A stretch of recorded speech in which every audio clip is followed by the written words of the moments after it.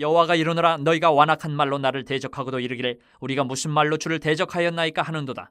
이는 너희가 말하기를 하나님을 섬기는 것이 헛되니 만군의 여호와 앞에서 그 명령을 지키며 슬프게 행하는 것이 무엇이 유익하리요. 지금 우리는 교만한 자가 복되다 하며 악을 행하는 자가 번성하며 하나님을 시험하는 자가 화를 면한다 하노라 함이라.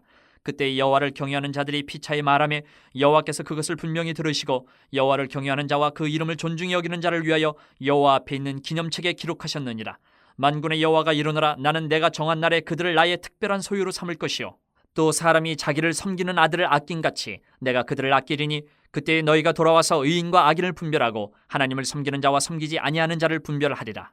만군의 여호와가 이르노라 보라 용광로 불같은 날이 이르리니 교만한 자와 악을 행하는 자는 다 지푸라기 같을 것이라. 그 이르는 날에 그들을 살라 그 뿌리와 가지를 남기지 아니할 것이로되 내 이름을 경외하는 너희에게는 공의로운 해가 떠올라서 치료하는 광선을 비추리니 너희가 나가서 외양간에서 나온 송아지같이 뛰리라. 또 너희가 악인을 밟을 것이니 그들이 내가 정한 날에 너희 발바닥 밑에 재와 같으리라. 만군의 여호와의 말이니라.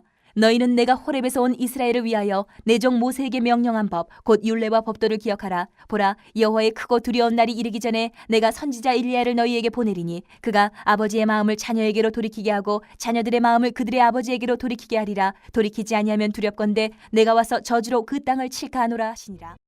말라기서의 마지막 6번째 논쟁입니다. 하나님을 경외하는 거 소용없다라고 외치는 백성들에게 하나님은 악인이 심판받고 의인이 구원과 영광을 얻는 여호와의 날, 마지막 날이 있다라고 말씀하시는 거예요. 이 논쟁이 필요 없다. 아니, 마지막 날, 심판의 날은 반드시 있다. 논쟁을 하시는 거예요.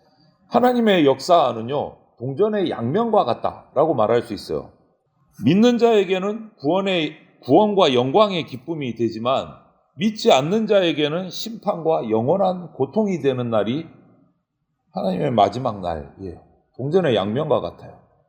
그래서 말라기 선지자는 이 말라기서에서 마지막 예언에서 이런저런 여러 가지 비유를 사용을 해서 하나님이 말세에 마지막 때에 행하실 이 동전의 양면과 같은 이 역사, 마지막 날의 사역을 오늘 예언하고 있습니다. 그것이 말라기서의 마지막 부분이에요.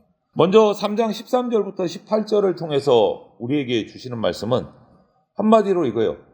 종말은 반드시 있다. 종말은 반드시 있다. 현세의 복을 탐하는 사람들은 하나님 믿는 거 아무리 믿어봐야 유익이 없다라고 반발을 하고 또 하나님 앞에 이렇게 또 둘러댑니다.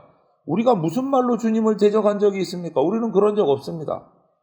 이게 마지막 때의 모습이에요. 이런 시대에 가장 필요한 것, 그리스도인에게, 믿는 성도에게 가장 필요한 자세는 하나님의 섭리하심, 그 모든 것을 합력하여 선을 이루시는 그 섭리를 전적으로 믿는 거예요. 세상이 아무리 하나님 믿어봐야 유익 없다, 우리는 하나님 욕한 적 없다, 이러면서 미혹을 해도 하나님의 그 선하신 섭리를 믿는 것이 이 말세의 우리 성도들의 자세입니다. 하나님은 15절 16절을 보니까 우리가 악인들이나 의인들이 하는 그 말들, 행동을 주의 깊게 듣고 보고 계시는 분이세요. 그리고 마지막 때에 그 말과 행위를 정확하게 알고 자기를 경외한 당신의 백성의 이름을 기념책에 기록하신다라고 되어 있어요. 기록하시는 거예요. 하나님을 경외하는 의인의 이름을 기념책에 기록하시는 거예요. 말세는 반드시 있어요. 지금은 희미하고 별 차이 없는 것 같고 잘 구별이 안 되는 것 같지만 그럼에도 하나님을 섬기는 의인과 그렇지 않은 악인을 구별하는 날은 반드시 옵니다. 17절에 이스라엘에게 이렇게 부르셨어요. 특별한 소유라는 말을 하셨어요. 이스라엘, 당신이 택한 특별한 소유. 하나님의 특별한 소유라는 이 이름은요, 예수 그리스도를 믿고 살기로 결단하는 모든 의인들에게 주는 이름과도 같아요. 저와 여러분들의 이름입니다. 하나님의 특별한 소유. 마지막 때는 반드시 있다. 그리고 4장으로 넘어가면서 말라기 선지자는 그 마지막 날을 여러 가지 비유를 통해서 하나님의 마지막 날을 이야기하고 있어요. 예언합니다. 먼저 그날은 불과 같다라고 표현해요. 불과 같다. 그래서 악인과 의인이 나누어지는 날이다. 악인에게는 용광로 같은 불이 악인에게는 임해서 다 태우고 뿌리까지 또 가지까지 다 살라버리고 지푸라기 하나도 남기지 않고 다 살라버리는 날이 마지막 날이다. 이렇게 표현해요. 그런데 거기에 그러나 의인들에게는 어떻게 표현합니까? 그 불이 공의로운 햇살같이 치료하는 광선으로 비춘다. 이렇게 표현해요. 태워버리고 멸망하는 불이 아니라 공의로운 해 모든 사람에게 필요한 치료의 광선으로 비추인다. 이렇게 표현해요. 그러면서 의인들이 그날의 그 치료의 광선을 받고 그 누릴 기쁨을 어떻게 표현하느냐? 2절 하반절에 보면 외양간에서 나온 송아지의 비유. 이게 무슨 말이냐? 겨우내 그 추위 속에 나오지도 못하고 외양간 좁은 데 갇혀서 지내던 송아지가 이제 날이 풀려서 봄날이 돼서 따뜻한데 주인이 그 외양간 문을 열어주니까 들판에 나와서 햇살을 받으면서 펄짝펄짝 뛰어다니는 모습이에요. 얼마나 좋아할지 여러분 충분히 짐작이 되지 않습니까? 그리고 거기에 이어서 뭐라고 예언합니까? 그 따뜻한 햇살을 받아서 신나게 뛰는 송아지가 어떻게 합니까? 불타버려서 죄가 된 그 악인들을 다 밟아버릴 것이다. 3절에 그렇게 얘기해요. 이것이 마지막 날의 모습이다 라고 말라기 선지자가 예언한 모습인 거예요. 악인에 대한 심판, 의인이 얻는 기쁨, 이 두 가지는 완전히 다른 거죠. 서로 완전히 다른데 또 따로도 아니에요. 동전의 양면과 같이 동시에 일어나는 일이다. 뗄 수 없이. 악인에 대한 심판과 의인이 얻는 그 햇살과 같은 기쁨은 동시에 일어나는 마지막 날의 모습이다. 동전의 양면과 같이. 이렇게 얘기합니다. 그렇기 때문에 예수 그리스도를 믿는 의인들은 하나님의 날, 심판의 날을 두려워하는 게 아니라 기대할 수밖에 없어요. 사람들은 하나님의 불같은 심판을 두려워하지만 예수님을 의뢰하고 믿고 따르는 의인들에게 그것을 위해서 힘써 싸우고 예수님 때문에 말씀 때문에 고통받던 의인들은 오히려 그날이 따뜻한 햇살처럼 치료하는 광선으로 다가온다. 그래서 우리들은 그리스도인들은요 예수님의 재림을 기다릴 수밖에 없는 거예요. 마라나타 주 예수여 오시옵소서 할 수밖에 없는 거예요. 왜? 지금 너무 힘들고 고통스럽지만 그날을 바라보며 참고 극복하고 있으니까요. 그날이 오면 우리는 외양간에서 탈출해서 들판을 뛰노는 송아지처럼 치료의 광선을 받으면서 기쁨을 누릴 수 있기 때문에 세상의 종말은 반드시 옵니다. 하지만 하나님을 경외하는 의인들에게는 두려움의 대상, 심판의 날이 아니고 구원과 영생의 날이다. 개인적인 종말, 죽음도 마찬가지입니다. 주님께서는 계시록 14장 13절에 주 안에서 죽는 자들은 복이 있다라고 말씀하셨어요. 죽음조차도 우리는 두려움의 날이 아니에요. 사람들은 죽음 싫어하죠. 하지만 그리스도인들은 죽음을 두려워할 필요가 없어요.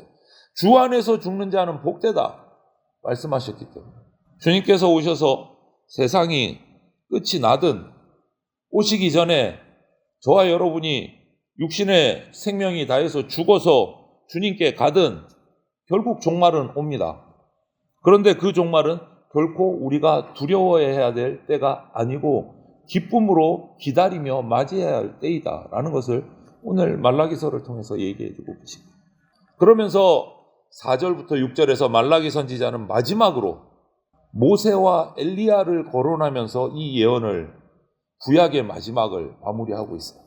모세와 엘리야는요 구약의 정말 두 기둥과 같은 양대 선지자라고 할 수 있습니다. 모세와 엘리야. 그런데 이 모세와 엘리야를 구약에서 살펴보면 그 사역의 스타일이 완전히 달라요. 180도 이 두 선지자는. 모세는 하나님 앞에서 이스라엘 백성을 이끌어가면서 잘못해도 변호하고 감싸주는 사역을 한 선지자라고 할 수 있어요. 그런데 엘리야는 정반대입니다. 하나님 앞에서 이스라엘 백성을 우상 숭배하는 이스라엘 백성을 고발하고 벌하는 선지자가 엘리야였어요. 또 모세는요. 그 어리석은 백성들을 광야에서 이끌면서 하나님의 말씀을 전하고 가르치고 어떻게든 하나님이 주신 약속의 땅으로 이끌어가려고 용서도 하고 이끌어가고 배려도 하고 한 이런 용서와 구원의 선지자였다면 엘리야는요. 우상 숭배에 대한 벌로 수년에 걸쳐서 그 땅에 비가 내리지 못하도록 이슬도 내리지 않도록 하늘에서 불이 내려서 바알과 아세라를 섬기던 그 우상 숭배자들을 다 처단하게 하는 재앙과 심판의 선지자였어요. 완전히 다른 스타일의 선지자였어요.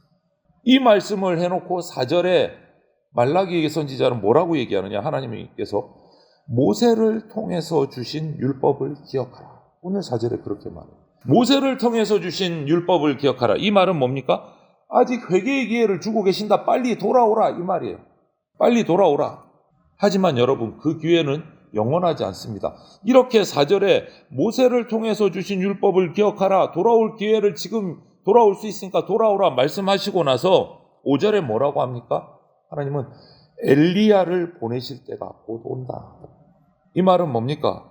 유다 백성이 하나님께로 돌아서지 않으면, 회개하지 않으면, 그 때가 지나가면 그 땅을 저주하신다, 심판하신다 라고 6절에 경고하시는 거예요. 엘리야를 보낼 때가 온다.